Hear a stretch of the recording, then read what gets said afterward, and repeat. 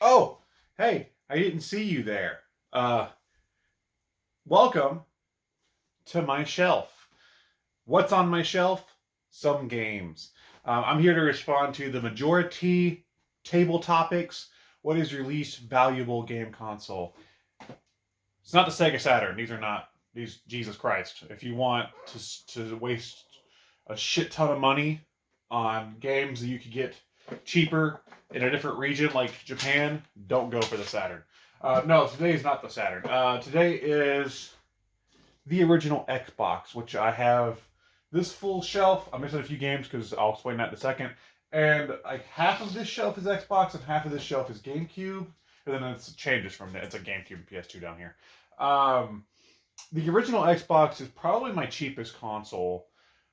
When it comes to like monetary value, I find the original Xbox itself is usually pretty cheap. Consoles usually, I don't know, you can get one for around 40 to 50 bucks if that.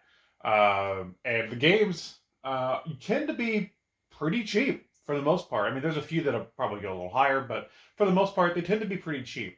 And what's interesting to me and why I think I hang on to the original Xbox is because out of the three consoles of that generation, out of the PS2, GameCube, and Xbox, the Xbox has the weirdest dynamic to where I think there's more games that you'd probably want to play that are exclusive to like PS2 and GameCube, but the original Xbox is more powerful and it has better visuals. It holds up better, honestly. And I tend to get a lot of games on Xbox when it comes to like choosing which versions I want, just because the Xbox is more powerful. And the Xbox does have a cool library. I mean, I have some of my favorite games for the Xbox here.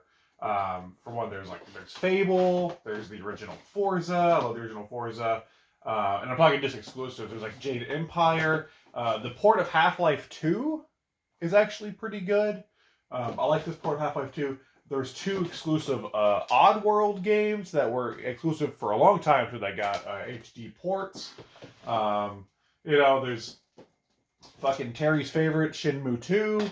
Um, there's like the best version of Silent Hill 2. Um, a ton of Star Wars games. Like all these, this whole row right here is basically Star Wars games. Um, the best Monkey Ball game, well, at the time, was Monkey Ball Deluxe, which was on Xbox. I think it did have a PS2 port. I'm not sure if it had a PS2 port here though. I don't think it did. And it's just overall, it's just a good console to collect for if you're wanting to play games from that generation. I actually don't have all of my games here or my console to show you. So you can just imagine I'm holding a big, bulky original Xbox because my sister actually borrowed my original Xbox and a few games. I remember she borrowed. She borrowed Buffy because she's a big Buffy the Vampire Slayer fan, and that's an Xbox exclusive. So she borrowed Buffy. She borrowed Beyond Good and Evil, which is also a fantastic game. There's some cool stuff on the original Xbox. Link's Time Sweeper, Link's 2, the Time Sweeper 2. Um, it's not a bad console, and I have a nostalgia for it because before I got a PS2 or a GameCube, I had the original Xbox as a kid.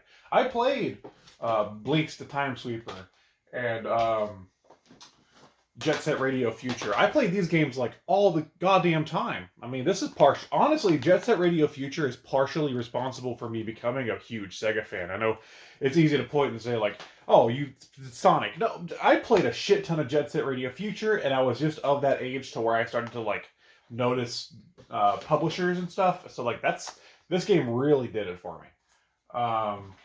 Yeah, it's an important console, and I think that's why I keep it around. Again, as you can see, like a shelf and a half. It's not my biggest collection.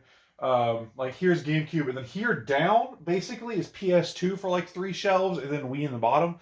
So I have way more PS2 games than I do Xbox games, but I still like keeping it around. It is still fun to break out. There's some great games like Outrun 2 that you can have fun with, and while the monetary value may not be the highest, it has some value in my heart because I really really enjoy it. Um, Now, monetary value, the highest. Oh my god, fucking Jesus!